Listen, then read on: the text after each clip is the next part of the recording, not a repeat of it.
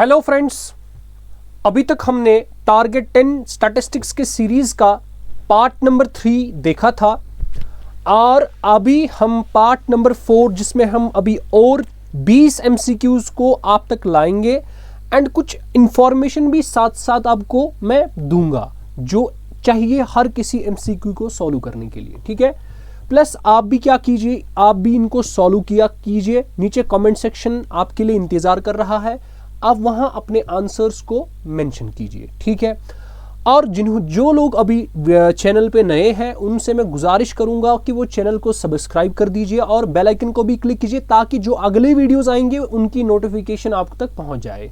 और अगर वीडियो अच्छा लगे तो उसको लाइक कीजिए और शेयर कीजिए अपने फ्रेंड्स के साथ। चलिए, अब हमारे पास क्वेश्चंस जो है क्वेश्चन नंबर 61, क्योंकि आपको पता है 60 क्वेश्चंस ऑलरेडी हमने, ये जो सारे क्वेश्चंस है ना जेएसए में जो पूछे गए क्वेश्चन है वही है। चलो स्टार्ट करते हैं। सबसे पहला question, which of the following is source of primary data.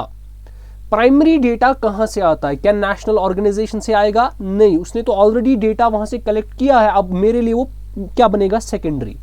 External source, इसका मतलब मैं किसी न किसी सोर्स से तो ले रहा हूं ना, दैट मींस उसने कहीं से कलेक्ट किया होगा, वो भी सेकेंडरी होगा। इंटरनल सोर्स, उसने भी, उसके पास भी तो कहीं, मिसाल मैं किसी डिपार्टमेंट में काम कर रहा हूं, मैं डिपार्टमेंट का डेटा लूंगा, ठीक है, वो तो सेकेंडरी होगा, वो प्राइमरी नहीं होगा।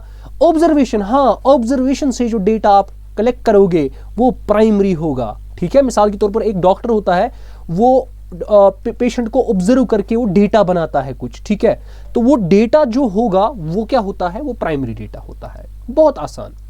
अब आते हैं सेकंड क्वेश्चन पे। Laspeyres index gives an dash bias. Sir ये तो आपने पढ़ाया नहीं? पढ़ाया है बेटा, बट आपको थोड़ा अप्लाई करना है, थोड़ा दिमाग थोड़ा अप्लाई करना है। यहां पे अच्छा क्वेश्चन है। क्यों है अच्छा क्वेश्चन? ठीक है, बहुत सारों को याद ही है क्वेश्चन, लेकिन रीजन क्या है अभी आप इस वीडियो में देखोगे कि मैं इसका रीजन क्या बताऊंगा। देखो, सबसे पहले मैंने आपको जब इंडेक्स नंबर्स पढ़ाए थे, फिर इंडेक्स नंबर बनाने के बहुत सारे मेथड्स थे। एक उसका था लेस्प्रीज इंडेक्स, जो सबसे बेसिक इंडेक्स था। अगर आपको याद है, इस लेस्प्रीज इंडेक्स में किस ईयर को हम लेते थे एज वेट? हम बेस ईयर के प्राइसेस को लेते थे, है ना। हम कंपैरिजन जो करते थे, रिलेशन जो करते थे एक दूसरे के साथ, ठीक है, हम जो कंपैरिजन करते थे वो किसके साथ करते थे? बेस ईयर प्राइसेस के साथ। मान लेते हैं हिंदुस्तान में, लेट अस सपोज हमने क्या करना है, लेट अस सपोज हमें किसी गुड का, लेट अस सपोज हमारे पास है, आप एग्जांपल लीजिए, हमारे पास है लेट अस सपोज पेट्रोल भी है। चलो पेट्रोल की ही बात करते हैं। अभी जब हम पेट्रोल का इंडेक्स नंबर निकालेंगे, लेट अस सपोज हमने बेस ईयर प्राइसेस को मद्देनजर रखते हुए निकालना है, यानी इसके रिलेशन के हिसाब से, इसके कंपैरिजन के हिसाब से आपको निकलेगा इंडेक्स नंबर। अब मुझे बता, base year price let suppose 2001 का लेंगे। मान लेते हैं उस टाइम पेट्रोल का प्राइस होगा 20 रुपया पर लीटर, ठीक है।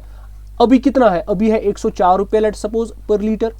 अब मुझे बताओ, जितना जितना आप आगे चलते जाओगे, ठीक है, अभी 2021 है, अभी 2022 आएगा, फिर 23, बताओ मुझे जो इंडेक्स नंबर होगा, जो इंडेक्स नंबर आएगा, यहां पे क्या आएगा इंडेक्स नंबर? अगर हम निकालने की कोशिश करेंगे 104 डिवाइडेड बाई 20 फिर मल्टीप्लाइड बाय, ऐसे ही, मतलब मैं रफली कर रहा हूं, 104 डिवाइड बाई 20 100 ये आएगा ना। अब अगर इसके बाद देखोगे अगले साल 2022 मान लेते हैं, तब पेट्रोल का प्राइस आ गया 120 रुपया लीटर। अब मुझे बताओ इंडेक्स नंबर बढ़ेगा, इंक्रीज होगा या डिक्रीज होगा? इंडेक्स नंबर इंक्रीज होगा। इसका मतलब, क्योंकि यहां पर बेस ईयर प्राइसेस को इसको क्या बोलते हैं ना, मतलब उसको एज रेफरेंस लिया जाता है, यानी इसके अकॉर्डिंग, इसके रिलेशन में, इसके कंपैरिजन में कंपैरिजन किया जाता है, इसको हम रेफरेंस मानते हैं, ठीक है। बाकी सारे जितने भी प्राइस आएंगे आगे, उनको किन के साथ कंपेयर करते हैं? बेस ईयर प्राइसेस के साथ। तो यहां पर हमेशा जितना जितना टाइम बढ़ेगा उतना उतना इंडेक्स नंबर का वैल्यू बढ़ेगा। तो इसलिए लेस्प्रीज इंडेक्स हमेशा ऊपर की तरफ जाता है, दैट मीन्स अपवर्ड बायस आएगा। सिंपल, समझ आ रही है बात? अब बताओ, ये हमने पढ़ा था ना, कॉन्सेप्ट कहां से था? कॉन्सेप्ट था कि हम लेस्प्रीज इंडेक्स में बेस कौन सा रेफरेंस कहां से लेते हैं, करंट ईयर प्राइसेस या बेस ईयर प्राइसेस, वो तो आपको पढ़ाया मैंने, बेस ईयर प्राइसेस। अब क्योंकि बेस ईयर हमेशा सेम रहेगा और जितना जितना आगे चलोगे उतना जितना प्राइसेस अप होते जाएंगे होते जाएंगे होते जाएंगे, जितना जितना प्राइसेस अप होते जाएंगे उतना उतना इंडेक्स नंबर का वैल्यू बढ़ता जाएगा, इसीलिए इसका बायस जो है वो अपवर्ड, ये आगे आगे चलता जाता है, अपवर्ड आएगा। ठीक है, नेक्स्ट क्वेश्चन आपके स्क्रीन पे प्रोबेबिलिटी से पूछा गया है, बिल्कुल आसान सा क्वेश्चन है, चलिए देख लेते हैं क्या क्वेश्चन है ये। ठीक है, चलिए जी,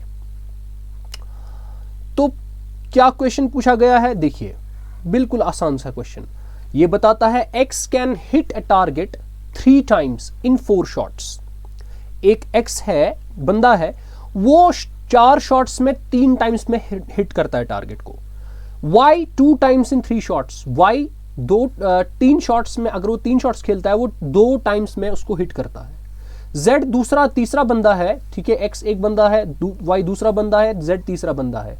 z करता है काम, अगर वो 6 शॉट्स खेलता है वो 5 टाइम्स में उसको हिट करता है। अब बताता है what is the probability that none of them will hit the target, यानी कोई भी इनमें से टारगेट हिट नहीं करेगा। जरा मुझे बताओ x की क्या प्रोबेबिलिटी है कि वो टारगेट को हिट ना करे। 4 में से तो 3 करता है, इसका मतलब 1/4। अब जरा मुझे बताओ y की क्या प्रोबेबिलिटी है कि वो हिट नहीं करता है टारगेट को। 3 में से तो 2 बार करता है, तो 1 बार नहीं करता, तो इसका मतलब 1/3। z की क्या प्रोबेबिलिटी है कि वो हिट नहीं करेगा, 6 में से 5 टाइम्स तो करता है, इसका मतलब 1/6। अब by using the multiplication rule of probability will multiply them, और जब मल्टीप्लाई करोगे ना ये आएगा 1 4 3 12 12 6 72। That means option number A is the correct answer.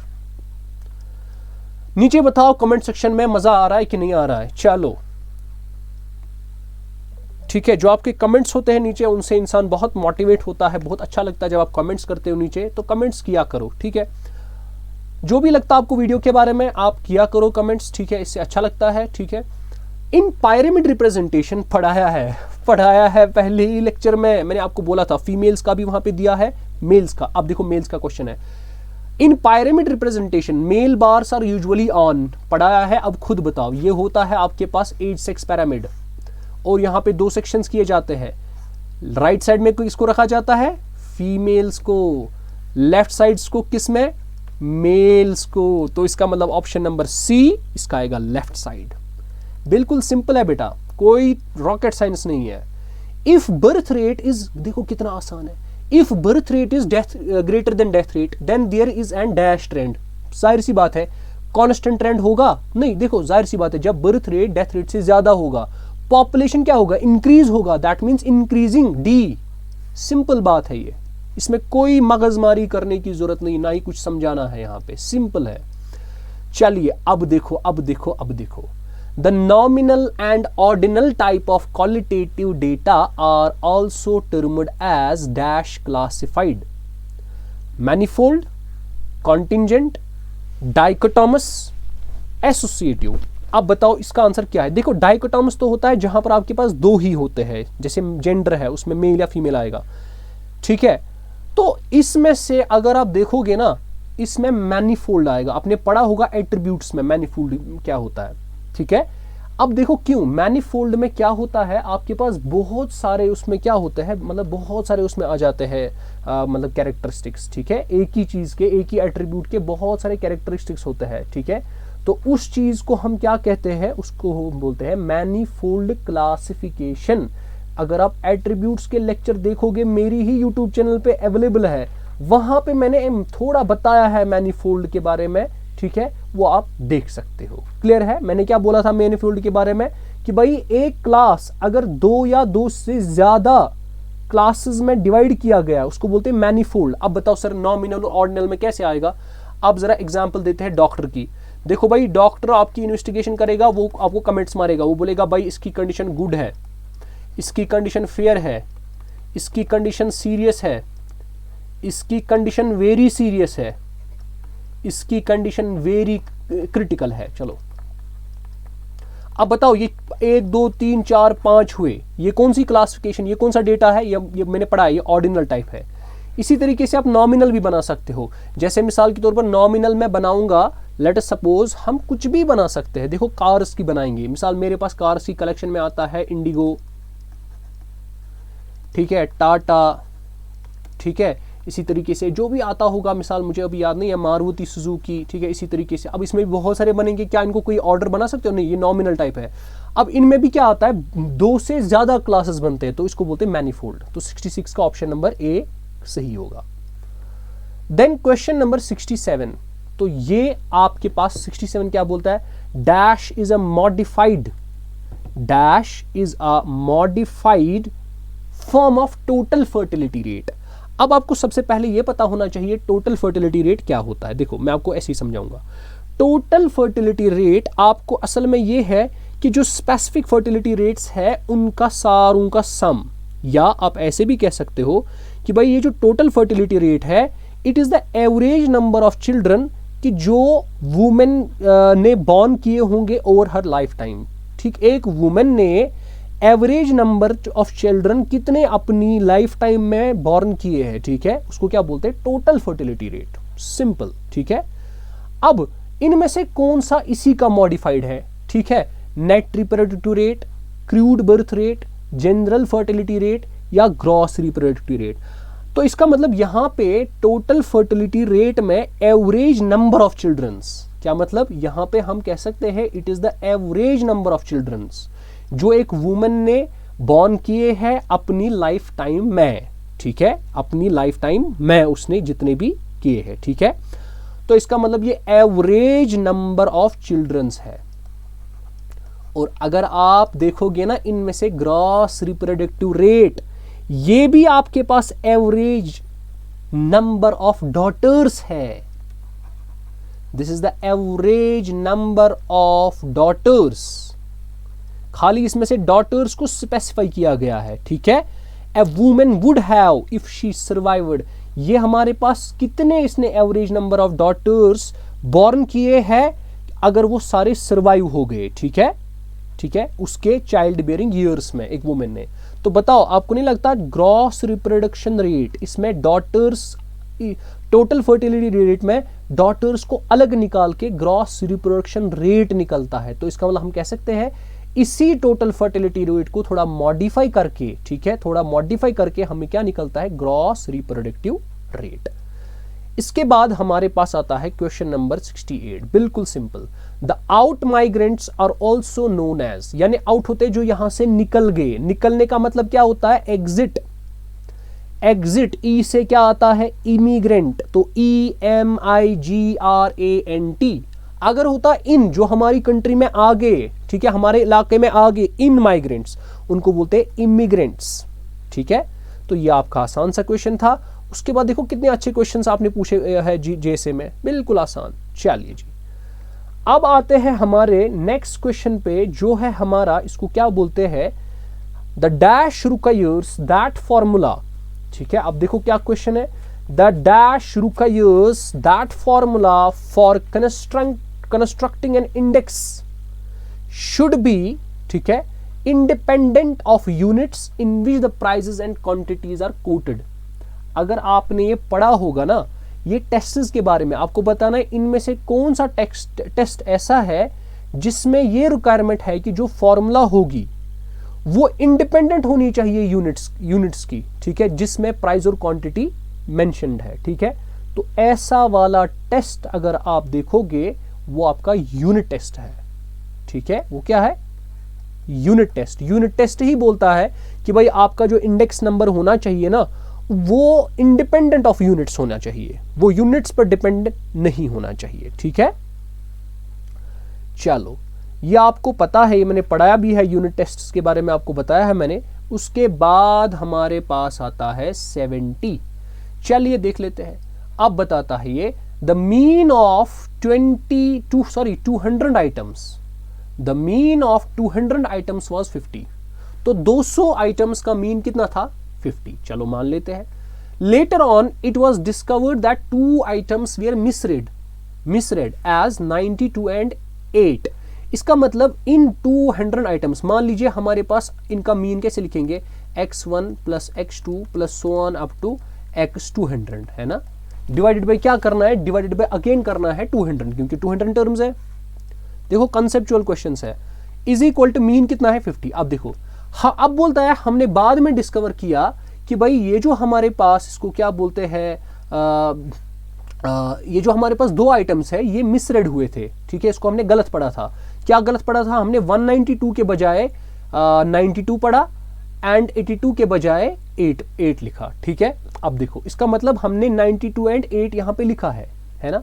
जरा पहले मुझे बताओ सम ऑफ टर्म्स कितना आएगा, x1 plus x2 plus so on up to x200 कितना आएगा, वो आएगा ना 50 इंटू 200। तो 50 इंटू 200 कितना आएगा, 50 zeros are 0, 50 zeros are 0, 50 twos are 100, ठीक है, यही आएगा ना। सो इसका मतलब 10,000 हमारे पास आ जाएगा। क्लियर। अब इसमें हमने ये दो गलत है क्वांटिटी, इसके बजाय क्या करना है, इसके बजाय हमें 192 और 88 को लिखना है। अब बताता है calculate correct mean. Correct mean लाने के लिए सबसे पहले हमें इन दो को सही करना पड़ेगा, इनके बदले में ये दो लानी पड़ेगी। इसका मतलब सम में से इन दो को माइनस करना पड़ेगा। That means x1 plus x2 plus so on up to x200 में से माइनस करना पड़ेगा ये दो, क्योंकि ये गलत है, और ऐड किन को करना पड़ेगा, इन दो को, प्लस 192 प्लस 88। तो ये किसके बराबर आएगा, ठीक है। तो यहाँ पर ये सम, सॉरी हमने एक चीज़ गलत किया, यहाँ पर नहीं करना था ऐसे। हमारे पास ये था ना सम, ये था सम ऑफ 200 टर्म्स, वो कितना आता था 10,000। अब इसी में से आपको 92 माइनस करना है, 8 भी माइनस करना है, और प्लस करना है 192 प्लस करना है 88। तो कितना आएगा वो, ठीक है, वो आपको कैलकुलेट करना है। तो हम यहाँ पे जल्दी जल्दी करने के लिए मैं कैलकुलेटर का यूज़ करूँगा, क्योंकि वरना टाइम वेस्ट हो जाता है, ठीक है। तो 50 को माइनस करना है आपको 92, माइनस करना है 8, प्लस करना है 192, प्लस करना है 88। तो ये आ गया आपके पास 10180। तो ये क्या है, ये है सम ऑफ 200 टर्म्स, ये एक्चुअल सम है, ये फॉल्स सम था, ये था फॉल्स सम।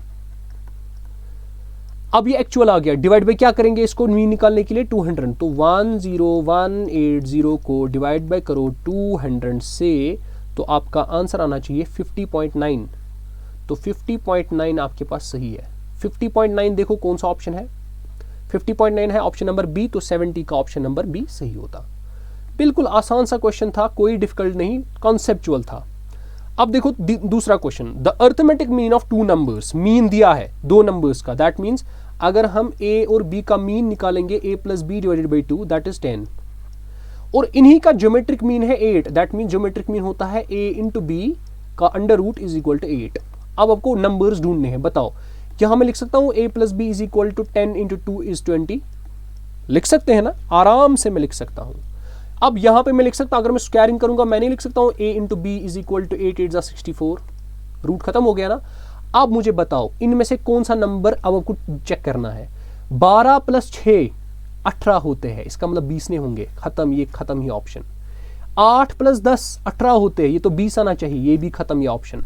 10 प्लस 12 ये तो 22 आएगा, ये भी खत्म, इसका मतलब ऑप्शन नंबर सी सही है। क्यों, 4 प्लस 16 आएगा 20, और 4 इंटू 16 भी आएगा 64, ऑप्शन नंबर सी सही है। 71 का ऑप्शन नंबर सी, बिल्कुल आसान।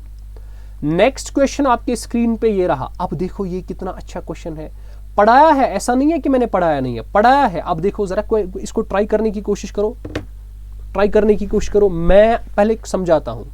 If with the rise of 10% in prices, याद रखना है बेटा, बता रहा है अगर प्राइजेस में 10% हाइक हो गया गुड्स के प्राइजेस में, और सरकार ने वेजेस जो है इंक्रीज की बाई 20%, वेजेस क्या होगी, इंक्रीज बाई 20%।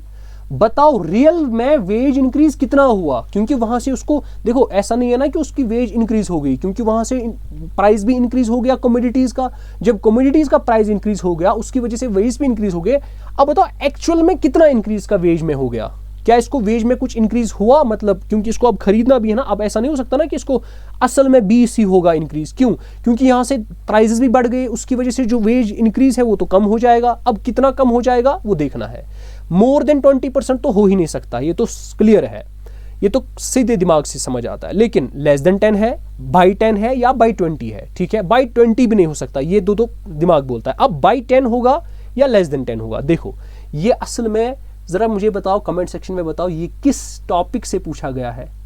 अगर आपने टॉपिक गेस किया ना, मैं समझ लूंगा कि भाई आपने पढ़ा है, आपने पढ़ा है, आपने मेरे लेक्चर्स को अच्छे से देखा या आपको कहीं से भी पढ़ा आपने, आपको पता है कि ये टॉपिक कहाँ से बनता है, ये क्वेश्चन कहाँ से बनता है। तो यहाँ पे ये जो क्वेश्चन है मैं बता ही देता हूँ, ये क्वेश्चन बनता है इंडेक्स नंबर के बेसिक कॉन्सेप्ट से। अगर आपको इंडेक्स नंबर का बेसिक कॉन्सेप्ट है ना, आप इसको कर सकते हो। याद पढ़ाओ, मैंने जब इंडेक्स नंबर की डेफिनेशन पढ़ाई ना, मैंने आपको बताया जब आपके पास 200% इंक्रीज होता है ना, ठीक है, 200% इंक्रीज, ठीक है, तब हम क्या करते हैं काम। अगर लेट अस सपोज आपके पास 200 आपने इंडेक्स नंबर बेस, आपको याद होगा बेस इंडेक्स नंबर क्या लेते हैं हमेशा, 100, ये रेफरेंस लेते हैं, 100 लेते हैं। अगर प्राइजेस डबल हुए होते हैं, दैट मींस 200% हुए गए, तो हम क्या लेते हैं इंडेक्स नंबर 200। अगर थ्राइस हो गया, प्राइजेस बढ़ गए, ठीक है, तो इसका मतलब हम क्या लेंगे इंडेक्स नंबर 300, ठीक है। अब जरा मुझे बताओ यहां पे प्राइजेस के क्या हो रहा है, मान लेते हैं हमारा बेस तो 100 ही होगा, उसको तो चेंज नहीं हो जाएगा। अब बताओ जब आपका प्राइजेस, कमोडिटीज का प्राइजेस इंक्रीज हो गया बाय 10%, तो उसका इंडेक्स नंबर क्या बनेगा 110। इसी तरीके से जब 20% यहां पे वेज इंक्रीज हो गया, इसका बनेगा 120। आपको निकालना है अब इनमें रिलेशन क्या है, इसके इंक्रीज होने की वजह से इस पर कितना इंक्रीज होगा, ठीक है, इसके इंक्रीज होने की वजह से इस पर नेट इंक्रीज कितना होगा। इसका मतलब इंडेक्स नंबर का कॉन्सेप्ट है, क्या करोगे 120 को डिवाइडेड बाय करो 100 से, सॉरी डिवाइडेड बाय करो 110 से, क्योंकि आपको यहां पे बेस किसके रिगार्डिंग से करना है, आपको रेफरेंस अब ये रखना है, यहां पे आपको इसके हिसाब से कंपेयर करना है कि भाई अगर 10% इंक्रीज हो गया तो फिर इसको क्या हो जाएगा। तो 10% इंक्रीज मींस 110 मल्टीप्लाई करोगे 100 से, तो यही इसका होगा आंसर। तो देखते हैं ये कितने परसेंट आएगा। तो ये आएगा आपके पास, अगर आप देखोगे यहाँ पे नंबर क्या आएगा 12 डिवाइडेड बाई 11 इंटू 100, तो ये आएगा 109.9, 109.09। अब बताओ क्या ये कितने परसेंट इंक्रीज हो गया है, फिर 10%। अगर 10% होता ना इंक्रीज तो फिर ये 110 आता, ये लेस देन 10 है तो लेस देन 10% आएगा। सिंपल, आराम से समझ लो इस क्वेश्चन को। तो कहां से पूछा था, इंडेक्स नंबर से पूछा था। आगे चलते हैं 73, ये तो सबको पता है। The class frequencies of higher order are called. इसका आंसर जरा जल्दी जल्दी बताओ कमेंट सेक्शन में। Hard class frequency, superior class frequency, ultimate class frequency या लेवल क्लास फ्रीक्वेंसी। कहां से पूछा गया है, एट्रीब्यूट से। इसका नाम क्या है, अल्टीमेट क्लास फ्रीक्वेंसी। अब इसके बाद next question, formula for crude migration rate. अगर आपने ये स्टैटिस्टिक्स में, सॉरी वाइटल स्टैटिस्टिक्स में नहीं पढ़ा था, यहां पे हम इसको याद ही रखते हैं कि भाई ये जो क्रूड माइग्रेशन रेट होता है ना, क्या मैंने बोला, क्रूड माइग्रेशन रेट, ये हमेशा होता है बराबर कितने इमिग्रेंट्स उस पीरियड में, किसी पीरियड में आगे, ठीक है, कितनों ने इमिग्रेंट यानी कितने हमारी कंट्री में आगे, डिवाइडेड बाय टोटल में कितनी पॉपुलेशन, एवरेज पॉपुलेशन कितनी थी उस पीरियड में। तो इसका मतलब ऑप्शन नंबर ए, ठीक है। और बी और सी डी का तो कोई चांस ही नहीं बनता, ठीक है। तो यहां पर ये सीधे 74 का ए ऑप्शन है, ठीक है। चलिए आगे next question 75। For India statistical year book of UN, United Nations, is an dash source of secondary data. सबसे पहले ये तो सेकेंडरी होगा ही होगा। अब ये बताना है क्या ये अदर होगा, प्राइमरी होगा, एक्सटर्नल होगा या इंटरनल। इंटरनल तो हो ही नहीं सकता क्योंकि ये यूनाइटेड नेशन की ईयर बुक है, इसका मतलब ये एक्सटर्नल है। एक्सटर्नल 75 का option number C. Comment section में बताओ मजा आ रहा है कि नहीं आ रहा है। 76, the dash should be clearly defined and placed at the middle of the column. Column के बीच में। हेड नोट तो कॉलम के बीच में होता ही नहीं है। फुट नोट वो भी कॉलम के बीच में होता ही नहीं है। अब कैप्शन या स्टब आपको पता है, स्टब किसकी हेडिंग में लिखते हैं, रो की, इसको तो सीधे आएगा कैप्शन कॉलम की हेडिंग में लिखते हैं, इसलिए यहां पे कॉलम के साथ यहां पे कुछ कनेक्शन बनता है। चलिए आगे चलते हैं question number 77। Which of the following helps in assessing the suitability of questions. कौन से क्वेश्चंस की सूटेबिलिटी अगर आपको चेक करनी है, clarity of instructions, performance of enumerators and cost and time involved in actual survey, इनमें से कौन करता है। तो आप कमेंट सेक्शन में जल्दी जल्दी बताओ वरना मैं आंसर बताऊंगा। टेक्निकल सर्वे, पायलट सर्वे, पोस्ट सर्वे, यूनिट सर्वे। तो इसका आंसर जो है दैट इज पायलट सर्वे, आपको याद रखना पड़ेगा। देखो कुछ चीज़ों का कंसेप्ट नहीं होता है, देखो इसमें क्या कंसेप्ट है, इसमें आपको याद रखना है भाई ये चीज़ें हैं ये पायलट सर्वे से होती है, सिंपल है, इसमें कोई चीज़ कंसेप्ट नहीं है, बस आपको याद रखना है। अब देखो 78, the dash is defined as a chance of dying of a newly born infant, ठीक है, within a year of its life under given mortality condition. इनमें से कौन सी ऐसी रेट है, ठीक है, जिसमें आप इन्फेंट्स की रेट को पढ़ते हो, ठीक है, एक न्यूली बॉर्न इन्फेंट जो 1 साल का ही होता है वो गुजर जाता है, ठीक है, स्टैंडर्डाइज्ड डेथ रेट नहीं, स्पेसिफिक सारे आएंगे, क्रूड में तो सारी डेथ्स होंगी, इन्फेंट हाँ ऑप्शन नंबर डी, ये तो आसान है। If the order of recording is not chronological, ठीक है, क्रोनोलॉजिकल मीन्स टाइम के मतलब हम टाइम के साथ उसको नहीं रिकॉर्ड कर रहे हैं, ठीक है, तो बताइए आप अगर उसको आप टाइम के साथ नहीं करते हैं record, then the data set is, तो डेटा क्या होगा, टाइम सीरीज होगा, टाइम सीरीज तो नहीं हो सकता क्योंकि जो डेटा आपको क्रोनोलॉजिकल से यानी जब आप टाइम वाइज, ठीक है, टाइम वाइज करते हो आप मतलब डेटा को कलेक्ट, उसको बोलते हैं आप टाइम सीरीज डेटा। यूनिवेरिएट तो हो ही नहीं सकता है, बाईवेरिएट तो हो नहीं, यूनिवेरिएट होता है इसमें एक ही वेरिएबल हो, बाईवेरिएट होता है जिसमें 2 वेरिएबल हो, इसको बोलते हैं क्रॉस सेक्शनल डेटा। अगर आपका ऑर्डर ऑफ रिकॉर्डिंग क्रोनोलॉजिकल नहीं है, यानी आपने ऐसे ही रैंडमली उठाए नंबर्स, ठीक है, रैंडमली डेटा, मिसाल आपने पहले 2015 का उठाया, लेट्स सपोज, फिर 2011 का, फिर 2019 का, ठीक है, आपने ऐसे ही करके कोई, ठीक है, और याद रखना चाहिए जो क्रॉस सेक्शनल डेटा होता है ना, क्रॉस सेक्शनल डेटा ये वो वाला डेटा होता है जो ये वो वाला डेटा होता है जो आप एक ही टाइम पे कलेक्ट करते हो, सारा का सारा एक ही पॉइंट पे कलेक्ट करते हो। जैसे आपने किसी पीडीएफ में गए या किसी कहीं सर्वे पे गए, वहां आपने सारा का सारा डेटा जो है ना वो एक ही साथ में कलेक्ट किया, मगर जो टाइम सीरीज है ना उसको आप टाइम टू टाइम कलेक्ट करते हो। मिसाल पहले आप एक कलेक्ट करते हो, ठीक है, फिर आप दूसरे टाइम पे दूसरा चीज़ कलेक्ट करते हो, ठीक है, तो वो आपको याद रखना है। तो क्या याद रखोगे, टाइम सीरीज डेटा वो डेटा होता है जिसमें आप ऑब्जर्वेशंस करते हो सिंगल सब्जेक्ट की लेकिन मल्टीपल टाइम इंटरवल्स में। यहां पे मैं लिखता हूं, टाइम सीरीज डेटा वो डेटा होता है जिसमें ऑब्जर्वेशंस होती है किसकी, सिंगल सब्जेक्ट की, सिंगल सब्जेक्ट्स की एट मल्टीपल, सिंगल सब्जेक्ट्स की at multiple time interval, different time intervals में आप करते हो, ठीक है, उसको बोलते हैं टाइम सीरीज, और वो भी क्रोनोलॉजिकल ऑर्डर में, ठीक है। अब दूसरा क्या है, क्रॉस सेक्शनल। क्रॉस सेक्शनल होता है in comparison to time series, यहां पे हम ऑब्जर्वेशन करते हैं मनी सब्जेक्ट्स का, बहुत सारे सब्जेक्ट्स का करते हैं, और वो भी मल्टीपल टाइम इंटरवल में नहीं, at single interval time, same point पे करते हैं, एक ही वक्त पे करते हैं, ठीक है। तो अगर हम ऐसा करते हैं तो हमारे पास डेटा क्या आता है, क्रॉस सेक्शनल डेटा, तो यहां पर क्रॉस सेक्शनल डेटा आएगा। आज का लास्ट क्वेश्चन है, ये देख लीजिए क्या बता रहा है क्वेश्चन। तो क्वेश्चन हमारे पास कुछ इस तरीके से है, which method results in biasness because of researcher perception. अब किस चीज में, किस प्रोसेस में रिसर्चर का मतलब बायसनेस आती है, क्यों रिसर्चर की परसेप्शन, क्योंकि जैसे कि वो कैसे चीजों को लेता है, ठीक है, simple random sampling, stratified sampling, snowball sampling या जजमेंटल। यहां से थोड़ा सीधे हिंट आ रहा है, क्लू आ रहा है कि ये जजमेंटल से है। तो यहाँ पे सैंपलिंग हमारे टॉप सिलेबस में भी नहीं है, बट फिर भी मैंने ये दिखाने की कोशिश की कि वहाँ पे क्वेश्चंस किस लेवल का है, ठीक है, तो आप इसको भी पढ़ सकते हो, कोई मसला नहीं।